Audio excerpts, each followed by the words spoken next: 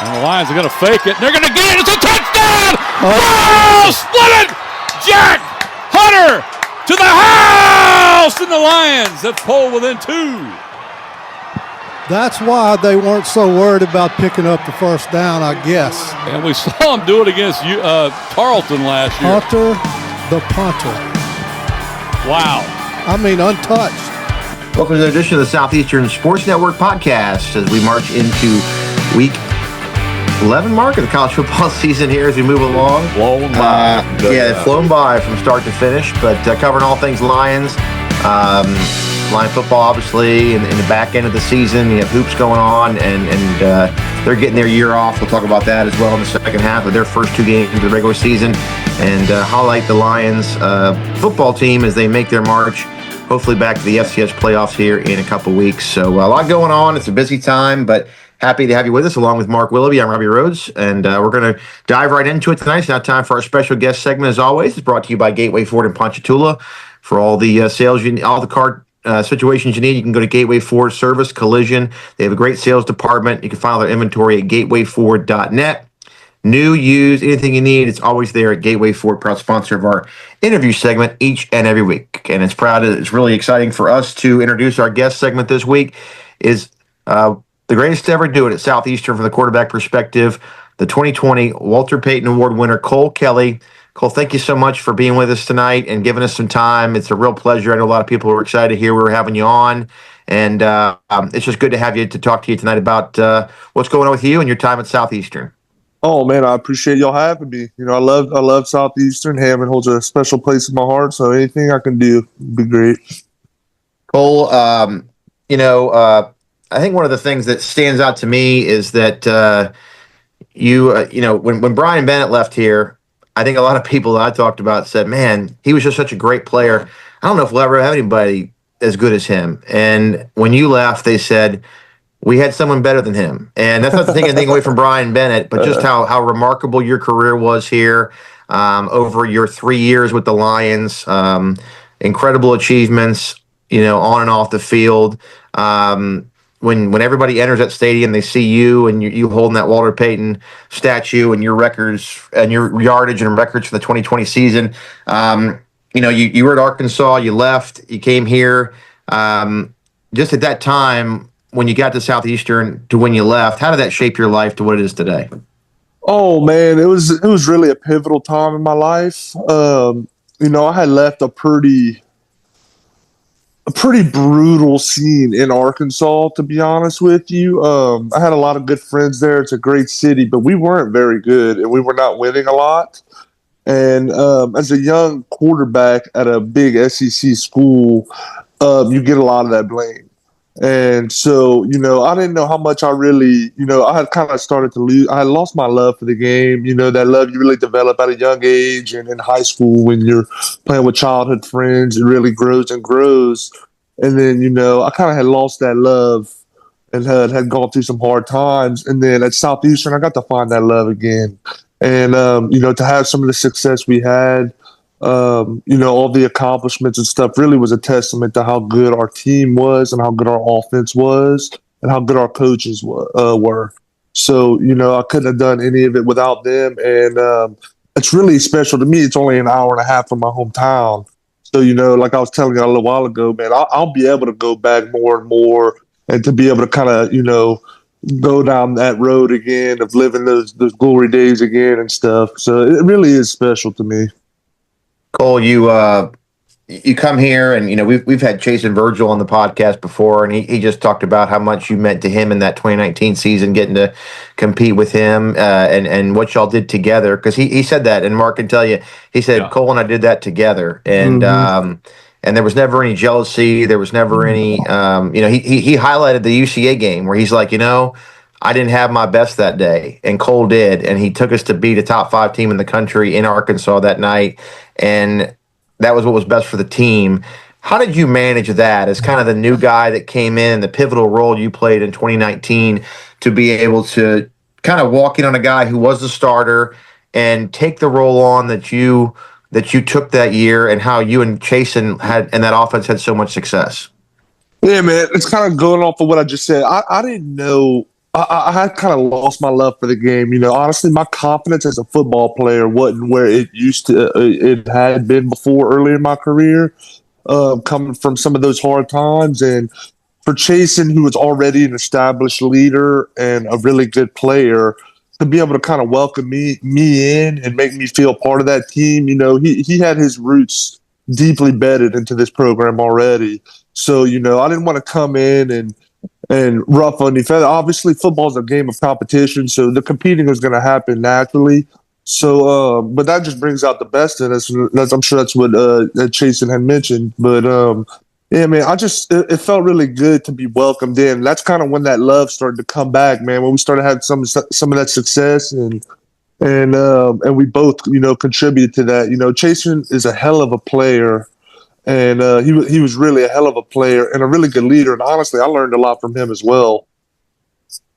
Cole, you go into the 2020 season. Obviously, COVID strikes, a difficult time for everybody. But you come back in the spring year and you play a team in Sam Houston who everybody thought was going to have a chance to win the national championship, which they did. And you just put on a show, and it never stopped the rest of the way. It culminated with just maybe one of the most incredible offensive performances I've ever seen by you in the Southern Illinois game to finish the season.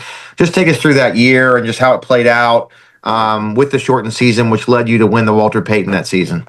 Yeah, man. That early on in that Sam Houston game, honestly, we kind of got off to a little bit of a rough start offensively. And this is my first time being like the guy at the head of the helm since, earlier on in my Arkansas days. And I'm like, there was some nerves built up into it, to be honest with you.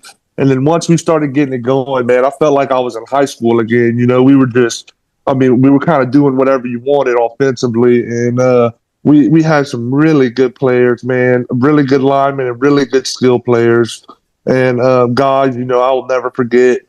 And some really good wide receivers. And we started just being able to throw the ball all over the yard. And, it's really a testament to them. And a lot of preparation went into it with me and Coach Stevens and Coach Selfo and some of the other skill player guys. And so that's why we really got to build off of that throughout the whole season and never really wavered. Now, here and there, obviously you can't play perfectly, but, I think a lot of that success came from preparation. That's why it was so consistent. Go ahead, Mark. Well, Cole, obviously, I know you talked about Coach Stevens. Just talk about that relationship, if you would. Yeah. I know he was here when Brian Bennett Mm-hmm. was here, also here when you and Chasen were here as well. Just dig down on that relationship. Oh, man, he was I tell you what, he was probably as big for my career as anybody. And Coach Self was right there with them. It's just they're so two totally different kind of people, both from each end of the spectrum. But man, they both equally had such a big impact on my life, and I'm sure 90% of the players they coach would tell you that, if not more. And I wasn't the most mature guy coming. I was still kind of young when I had transferred, and then I got to develop into my older days at Southeastern. But Coach Stevens is a very level-headed, process guy that does things just the right way, and he really helped me become the leader and the guy that could prepare day in and day out the way I really wanted to show that success on the field. And he really is a brilliant offensive mind, and I never understood why he didn't get more opportunities in coaching. And I'm always thankful for him. Me and him still stay in touch, and I love both of them to death. I love them both. They're both like father figures to me, honestly. And some of the times I had went through at Southeastern, and I will forever be grateful to them both. Let's step back a year. I don't want to, bring up too much of a sore subject here, but It's okay. talk about maybe an event that maybe shaped the rest of your time at Southeastern. Let's go back to that Nichols game in 2019 and the fumble that probably wasn't really a fumble, but it was called a fumble. And just talk about how that adversity, I know that was just kind of ripped the guts out of you, had to have. And yet we still make the playoffs, get the Villanova win and go on. But just talk about how that shaped Because sometimes adversity really is a good thing, a blessing in disguise, I guess I should say. Yeah, it was. I think it fueled the fire in me that you got to see over the next couple of years as a leader and as the quarterback for Southeastern. I had just been through so much adversity at Arkansas right before that. So when that happened, man, I didn't expect it. I mean, I don't think I had been stopped on a short yardage thing that whole year. Mm-hmm. And so I didn't. That was the only one. That was it, and it was heartbreaking, man, because I wanted it so bad for those guys that were for Chasen and Branson and some of those seniors because they deserved it. I mean, they deserved it. I mean, look, obviously they won the game. I fumbled all that stuff. We had them. I mean, there's no ifs, ands, or buts about it. We had them right where we wanted them, and it sucks it did in the way it was, but I'm a firm believer in everything happens the way it's supposed to happen. And, I do think it probably fueled the fire in me and some of the guys that came back, but man, I wish I could have got it for those seniors. Well, the rest happened, and you come back that spring and you win the Walter Payton Award. And what was that like? When you had your name called to say you're the best player in the country. You should have won back-to-back. You should have won 2 of them. We'll talk about that later. To hold that trophy up with Walter Payton's name and likeness, what is that feeling like? I know what it was like for me to see you be called, so I know it was like for me. So what was it like? I mean, it was surreal. It's probably, the best football. It is my best football accolade and accomplishment. And like I said, it really is a testament to my teammates and my coaches because I had some really good ones, some really great ones.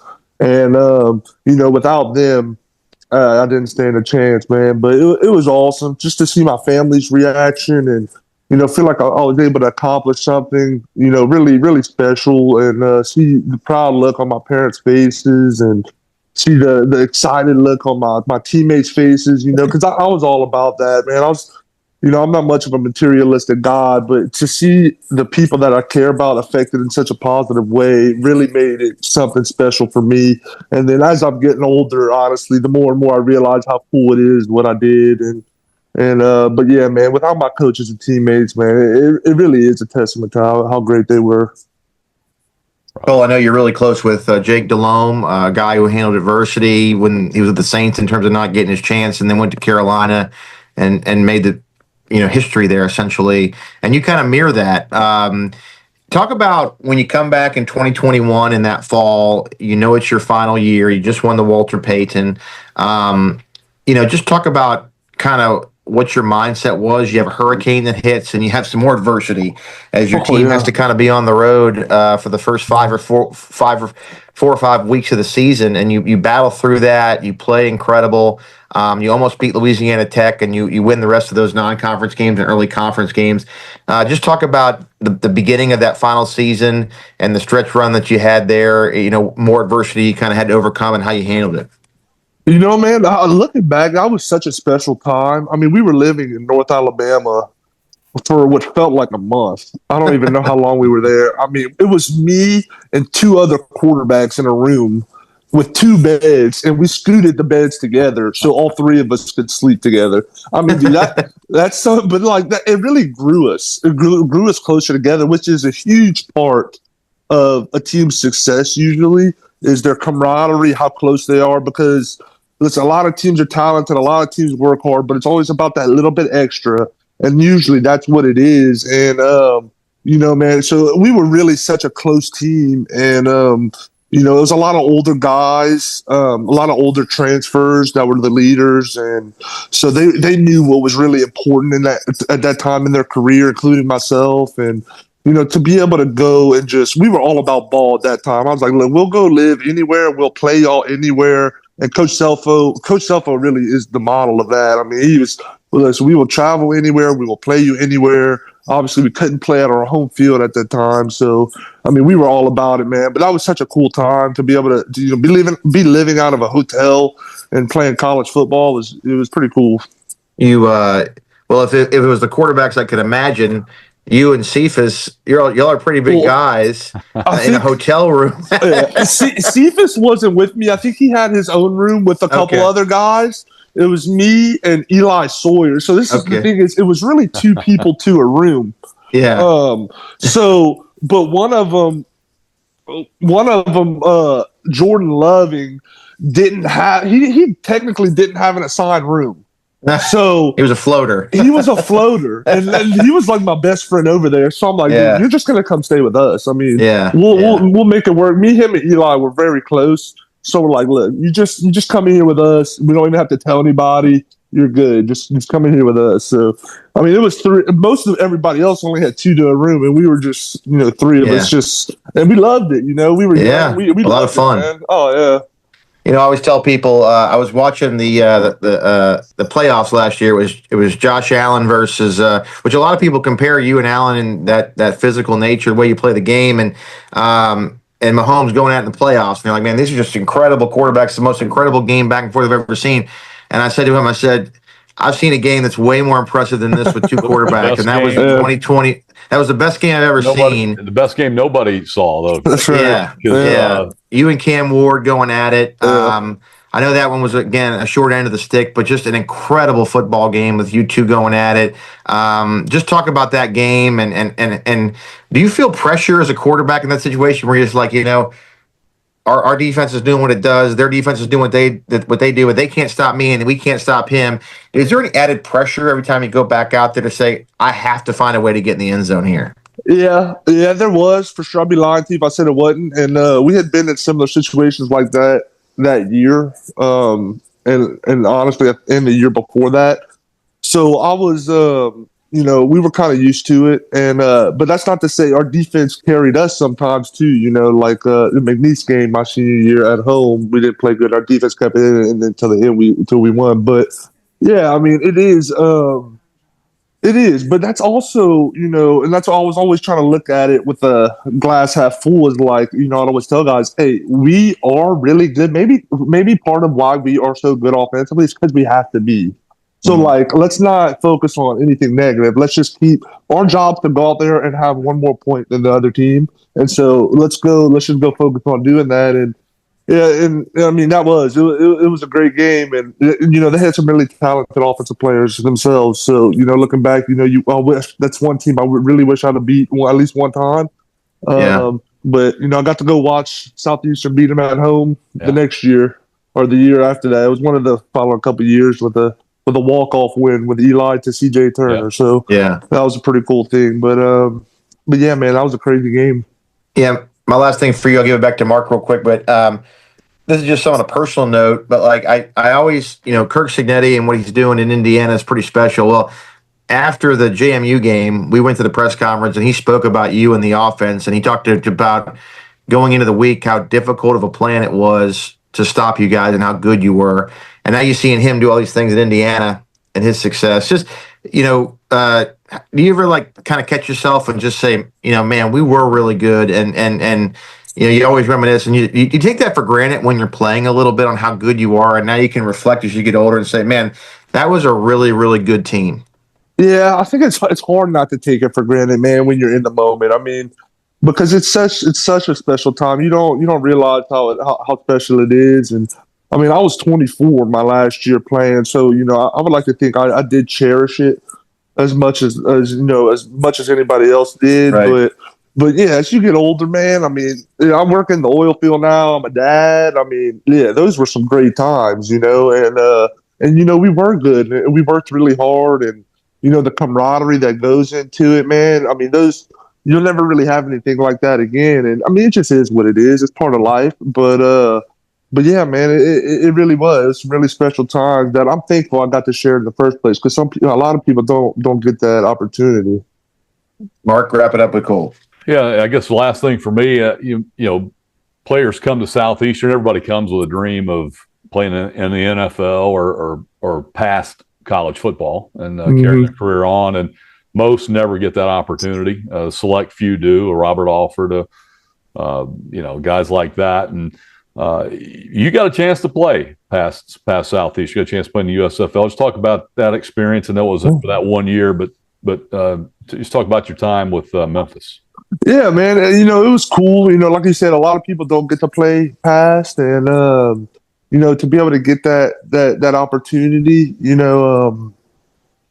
I had felt I deserved an opportunity somewhere, and for a little while, looking like after Washington, I wasn't going to get one, and so I started picking up the phone and calling people, and I got introduced to the general manager for Memphis, and so I gave him a call, and I was like, "Man, you won't regret it. Just give me a chance." And they ended up giving me a chance, and I was the backup going into that year, and then we had a rough start, and then I kind of got to rally the troops and started winning. And then we started winning, yeah. And so, they didn't win since. No, they haven't won since. I keep track. Yeah, no, they haven't. So, but yeah, man, it was really fun. It was it wasn't the most organized situation at that point. I think it's gotten a lot more, but also I think that kind of played a part into my success, is because I got to kind of be that voice, that leader when people were looking around looking for one. So I do think that probably benefited me. And then yeah, man, the next year our coach wasn't there anymore. We got a coach from the New Orleans team when the two leagues merged, and yeah, he didn't keep a lot of us. But yeah, man, that's how it goes. I'm thankful. A lot of people ask me, like, do I miss all that stuff? I miss anything. I miss just some days at Southeastern, like those days. And now I'm a dad, and honestly, it's as much fun as I've ever had. So, I'm really grateful, man. I'm one of those guys. I'll never have any regrets. I'm just thankful for everything, the way it's happened. So, well, Cole, you're in. Yeah, go ahead, Mark. No, I was going to say everybody here is thankful for you. You made a lasting. Oh, I'm really thankful for Hammond too, man. I love Hammond. Well, you put Hammond, America, on the map. You put Southeastern football on the map. No question about it. Nationally, made it relevant again. It's kind of gone up and down, but you and Coach Selfo and his staff, and now the expectations are way up there every year. And so anyway, I'll turn it back to Robbie, but I just wanted to. Yeah. Well, Cole, I know you're in Lafayette. You have a daughter. We thank you for coming on, and you can bring that daughter to Hammond and Strawberry Stadium for the rest of your life, and she'll know that her dad is a hero to a lot of people. That's a serious comment, and forever, and any more kids you have, you can always bring them to this one hallowed ground in this country where people will walk around and say, that guy's a legend, that guy's a hero, and not a lot of people can have that. So to really enjoy that for the rest of your life, and we thank you for the moments you gave us and as Lion fans you do all over the place. You're mentioned all the time, and we're happy to have you to come on tonight. We thank you so much. Well, that means a lot to me. That means the world. Y'all don't even know how much that means. I appreciate you guys. When you come back, you got to come up to the radio booth and we'll have you on as a guest. So sounds good. I will do. Awesome. That's Colt Kelley, one of the greats, the GOAT to play at Southeastern, the quarterback. Walter Payton, trophy winner in 2020. Thanks so much for giving us some time tonight, Cole. We'll talk to you next time. We'll take a break and we'll come back. We'll talk Lion football and Lion basketball. This is the Southeastern Sports Network podcast. All right, welcome back. Southeastern Sports Network podcast going along here tonight. Mark, it was great to have Cole Kelley on. I know we've talked about trying to get him on the last couple of years, and got him on tonight. Just a great young man. Incredible moments here at Southeastern that I know so many of us will cherish, and we talk about that with a lot of our guests. But he's the one. He's the guy that'll always hold the cake around here as being the best to do it at the quarterback position in Hammond, and we're thankful he gave us some time tonight. Yeah, it was great to have Cole on. We've been wanting to for a while, and he's the standard now at quarterback, not only at Southeastern, and you can almost say around the country as far as a 1 or 2 season. Of course, the one season was a half season due to COVID, but what he did in 2021 is up there with any quarterback's ever played the game, as far as his numbers, and just to put a team on his back. And and we took those for granted. There's another 450. Oh, we only threw for 350 this week. And of course he throws for that 6 whatever. He threw almost 700 yards against UIW, the game that nobody saw. He and Cam Ward hooked up, and he just did some things here that defy description. And we were blessed to be here for it. and it wasn't that long ago, but he's already that mythological figure. Of course, he's a giant on top of it, but a teddy bear on top of that. So good to hear from him. He's got a family now, and he's a loyal Lion through and through, and can't wait to see him when he gets back to town. I was going to ask one of the things I'll never forget about Cole. I didn't bring this up with him, but we were at Central Connecticut State in 2021, Mark, and you're up there in late September. And the play-by-play guy, after the game, we were kind of packing up because when we get off the air, we got to hustle to get to that plane, or get to that bus, to get back to the plane, and you get left in Connecticut. But you're always kind of walking out, and we were walking out, and the radio play-by-play guy from Central Connecticut State kind of came out. We were right next to him. He walked out and he said, being a Connecticut, New England guy, he looked right at me and he just said, "I feel like I was watching Brady and the Patriots." Yeah, he kind of was. He kind of said that was the most unbelievable carve up offensively that I've ever seen in my life, and I just stuck with me, and I thought about it the whole way home, and you had a 3-hour flight back from Connecticut to New Orleans. I just thought about that guy. I was like, man, that is just an incredible thing for that, because he was so genuine in saying it, and at the level we were at, we were just almost unstoppable offensively, and it proved to be the case not only that night or that afternoon in Connecticut, but the rest of the season. So great stuff, Mark, and happy to have Cole on. Thank him for being with us tonight, and we wish him the best. And he'll be back. Sounds like he'll be back in Hammond soon. He wants to be a part of this going forward, and hopefully, like I said, he'll be maybe a Hall of Fame day one day down the road soon. So Cole Kelley, your special guest, want to thank you for coming on. Yeah, I would bet on him being a Hall of Famer in short order.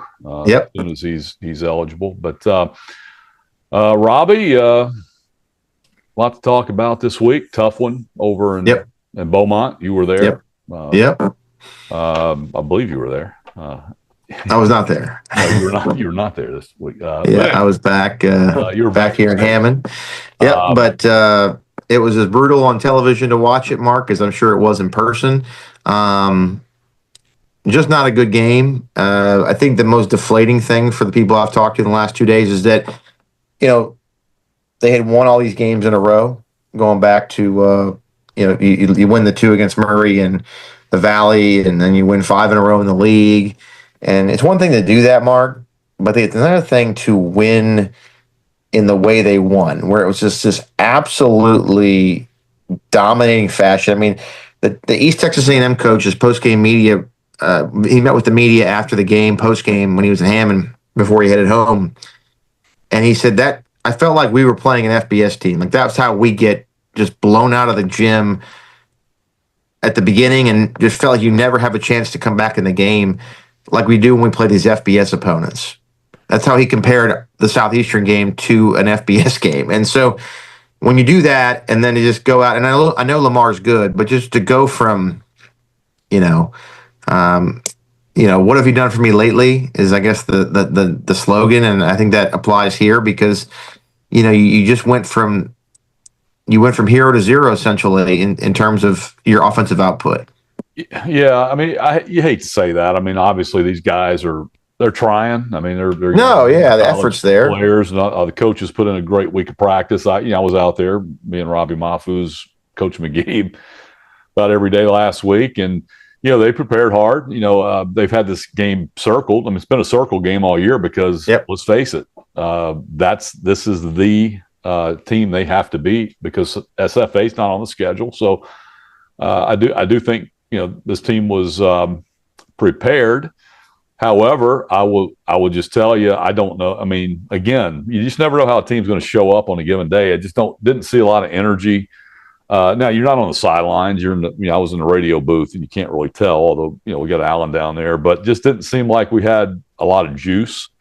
It looked like a ball of confusion to me all day long, especially on offense. And again, I've said this, and it's kind of the scab you got to pull off. This team has had issues with teams that run that 3-3-5 or a version of a 3-man front, 3-4, 3-4, 3-3-5, whatever.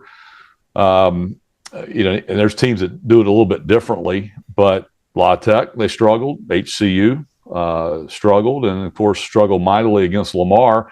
And let's take nothing away from Lamar. Lamar's a good football team, but Southeastern's a better football team than Lamar. That's a game you should win. And you hold them to 14 points. It's not a good offensive team at all. They did string together a couple of drives, one they had help on, but you did your job for the most part on defense. You got to feel like you can score more than 12 points in a game, even though they are a good defense, but just didn't have a lot of answers. And it started on the first play of the game. You get sacked. There was some confusion. Held the ball too long. You're sacked. Now you're playing behind the 8 ball. And it was kind of that way the whole first half. You just could never win first down. You only completed or converted on 1 third down opportunity all day. Again, I don't have an answer for it, but it was just very frustrating to watch. Remind me a lot of Eastern Southeast Missouri game a few years ago. I guess in 2014, when Southeastern lost up there to a team that didn't make the playoffs, which kept Southeastern from getting a home game that year. This seemed a lot like Lions were ranked 3rd in the country in that game. Yeah, it just had a very similar vibe to it. And again, I don't know, it's nobody's fault, but it's just how it played out. And you do have to give Lamar credit, but it's a missed opportunity. They're not a prolific offense. I don't think they've been a prolific offense since Sigmundo's been there as the head coach. They play their style of football, physical at the line of scrimmage on both ends, and they don't have a lot of big playmakers. I think you can watch the games the last 3 years since he's been there. They have a couple guys who can, make things go. They play a lot of backs. The Coleman guy's been there now for 3 years playing for them. Nothing that they do is impressive offensively from a highlight reel situation, but they just kind of muddy the water. They hold the ball. They what is it? 5 yards and 2 yards in a cloud of dust. Almost. It's almost like Navy football. It's like watching an academy to some degree. It's not option football. What they do is they just got a little slow mesh. They kind of just run a little sweep, hunt and peck a hole, and they gum it up they hit you enough, and then they kind of get lost in the shuffle. And next thing you know, they pop out for a big gain, and or that quarterback pulls that ball back, and that was a big play in the game on their first touchdown, on the touchdown drive. It was like we crashed down on the running back. He waited for it. He lulled him to sleep, and he just pulled the ball out of the belly right before he goes there. He's about to pull it. And he did, and picks up the first down. The play that really kind of stuck in my craw a little bit was the 3rd and long pass completion, where we rush 3, bail out, play a soft zone, don't play the stick when they got to get a first down to keep. I think it may have been their second touchdown drive, or maybe for one of them.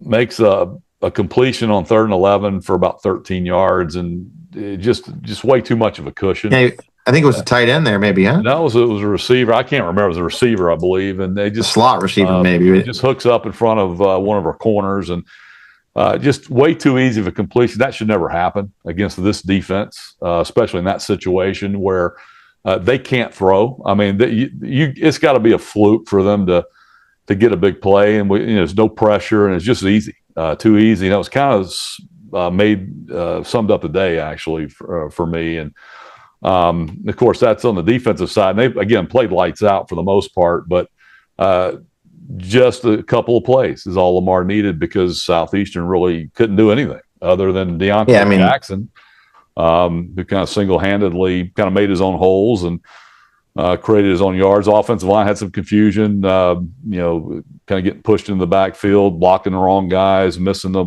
end man on the line of scrimmage. Tight ends and fullbacks couldn't find the guy they had to kick out. And it was just quarterbacks were just confused on who to throw to. It was just a mess. And he scored 12 points, and got to run a fake field goal to score 12. Yeah. So, and again, not to beat anybody up, but this team should be past that point. You could see the Louisiana Tech game early in the year, new quarterbacks, first game of the year playing an FBS. But this point in the season, that stuff's got to be cleaned up. Yeah. Well, yeah, the defense played great. You really can't put much on them. Proctor gets the mystery unnecessary roughness call on a 3rd and long, which they're going to be forced into a really long field goal try there. And the referee gets involved, throws the flag. Coach Selfo spoke to the media today. Well, Coach Selfo talked to me today, and the referee just said, "Coach, I missed it. I shouldn't have thrown it. It was a mistake." It's a pretty big mistake that dictates a game. Yeah. Well, again, don't get me started on that because, let's face it. It's an advantageous outcome, for them to win the game for certain parties. And, when you get a chance to impact a game, he did. And I'll leave it at that. But it was awful. I know what you're saying. I mean, for the league to get the league has faced a crisis over the last few years of an identity nationally as being a bad football league, and they've been a one league team a lot here recently, more so than they've ever been. And if you want to look at it that way and say the only way for the Southland to have a chance to get 3 teams into the playoffs this year, which there is a viable road to that, is for Lamar to win. Because if Lamar loses to us Saturday, they're not, and they don't beat SFA. This coming week they're out. They're not going to beat SFA this coming week. I mean, they have virtually no chance. So now so your point just is like, hey, look, if the league had a reason to get 3 teams in, you would look at it and say that Lamar winning helps that cause. I'm not saying that's why it happened. Okay, let's put it this way. You have that exact same scenario play out across the country. I bet it doesn't get called one time.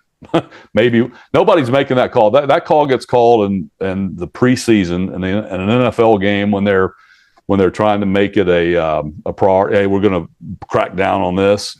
They'll call it in preseason, never call it again the rest of the year. That's when that penalty gets called, just because it's a point of emphasis. But there were a lot more flagrant stuff that happened during the game that wasn't called. Let's put it that way. So anyway, but bottom line, he called it. You still had a chance to overcome it. You had a chance to overcome it. You don't want to lay the blame on that because. But if it happened on a first down and 10, but when you have them stopped on 3rd and 11 and they're settling for a long field goal when points are a premium, and now all of a sudden they have it 1st and 10 down around the 20 or the 15, and your defense kind of feels deflated and they're upset and the sideline's upset. And you have to burn a timeout because you got to talk to the official about what the heck happened. And they go on and score a touchdown, which is the deciding score. It's just a bad feel. It had an impact on the game. Now, again, like I said, no, we had a lot of chances to win. Southeastern still had a chance to overcome it. You had the ball at the end with a chance to win. We got to talk about that. Your defense gets the ball back late. First of all, you go down, you score. You had 2 chances, a 2-point conversion. They had a penalty. We can't make 3 yards, and you can't make a yard and a half. Running the quarterback both times, and I do think maybe if Kyle Loeb keeps it to the pylon, of course, he's got to read. He can't tell. He's got to cut left or right. He cuts in and runs right into a defender. But I think if he keeps it to the pylon, he scores easy. Then Carson Camp, if he just follows his big guys, he had I think Ahmad Bradley in the backfield leading him through, and he cuts inside and gets tackled. If he just runs right behind Ahmad Bradley, it's a clear out.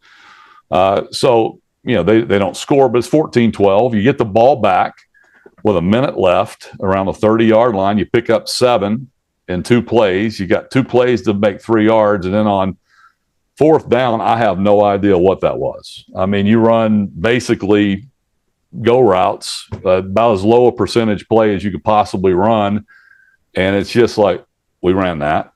I mean, is that can't be what we call?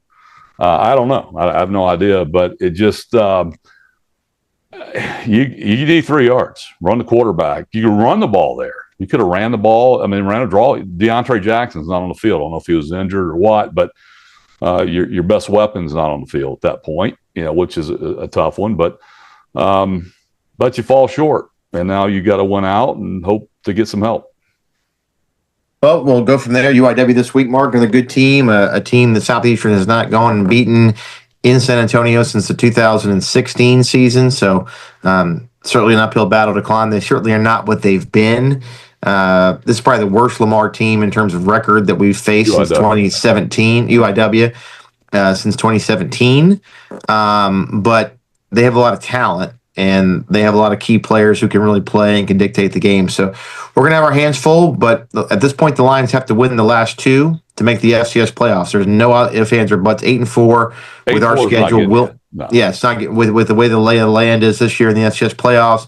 People might say, "Oh, we were so close to being in last year at 7-5. 8-4 won't make it." Well, not the lay of the land this year, and we don't have any quality wins. So. You're gonna you don't. The one thing you have going for you right now, you don't have a bad loss, right? Well, if you lose to one of these two teams with the record that they're going to have this season, that'd be a bad loss. You don't have any good losses, okay? You have FBS losses, but they kind of discount those.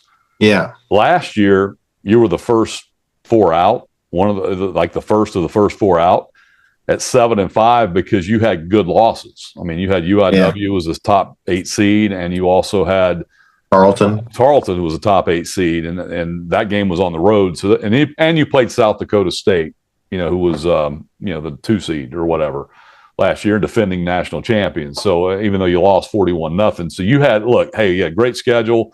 We're not going to penalize them, but yet they did. This year the schedule's just, it is what it is. It's nobody's fault. But Lamar is your best loss of the FC. It's your only FCS loss, but it would be your best loss. But it's a 2-point loss to Lamar, who's Lamar. They're 8-2, and they may get a top 10 or 11, 12 seed if they win. They're going to struggle this week. But again, that's not going to carry the same weight as losing to a top 8 seed last year. But UIW's got talent, Robbie. They're not bad. They haven't played well, but they played well lately. Beat Lamar a week ago. Of course, they beat Abilene Christian 38-7. Abilene Christian is going to be a playoff team. So they have talent. Beat Eastern Washington, who almost beat Montana this week. So they're capable of putting it together. And they're going to run a defense very similar to what Southeastern just saw in Lamar. They have good players. And it's just defense similar to Louisiana Tech. So Southeastern's got to figure out a way to spring some guys open, get some guys blocked up against that kind of front because it's giving them problems. Mark, real quick, men's hoops, 2 tough road losses, battled against Ole Miss, had a lead in the game, but did fall on the road in the SEC. Last Friday night, they played at UL Lafayette. Didn't play their best, close loss game, but they missed a lot of free throws. They got Georgia Tech going on right now as we record this in a close game back and forth in Atlanta. Yeah, they led at halftime by 2. They're trailing 51-46 as we record this with 8 minutes left in the game. So they're in it. Lost the lead, but again, still right there within striking distance and, playing a lot better, still not shooting the ball well.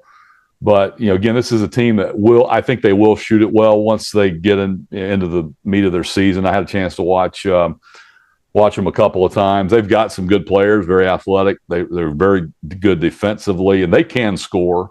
Yeah, but when you get out away from your own gym, especially early in the season with a lot of new faces, sometimes anxiety, facing, Ole Miss, who's going to be a tournament team, and even ULL is again, that's an in-state opponent on the road. Of course, Georgia Tech is an ACC team, and they're right there with them. So showing progress here tonight. Hopefully they can find a way to get back and maybe pull off a big upset.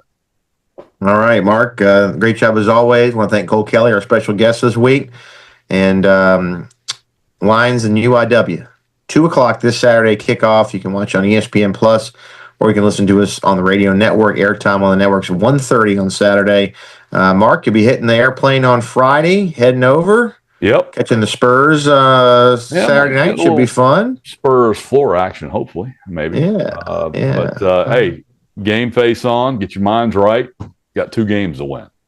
Yep, a lot left in the season because if you win the last 2 and you're marching off to the FCS playoffs the Saturday after Thanksgiving, none of this will matter. You'll be disappointed you didn't win the championship. But you just want this team in the playoffs because I think, this team's capable of making a run. It's a very good defensive football team that'll travel anywhere. I think this team will match up defensively against anybody. You just get the offense back cranking up. Just, again, this week, hopefully it's a blip. And this past weekend, we can get that past us, and this team's got a chance to be pretty good. So, Mark, well, safe travels over to UIW. I hope it's a smooth flight, and I hope we come back with a W. So that's Mark Willoughby. I'm Ruby Rhodes. Thanks, Cole Kelley, again. I want to thank everybody who makes this possible, who makes this thing go. This has been a presentation of Line Up Productions. We'll talk to you next time on the Southeastern Sports Network podcast. Line up.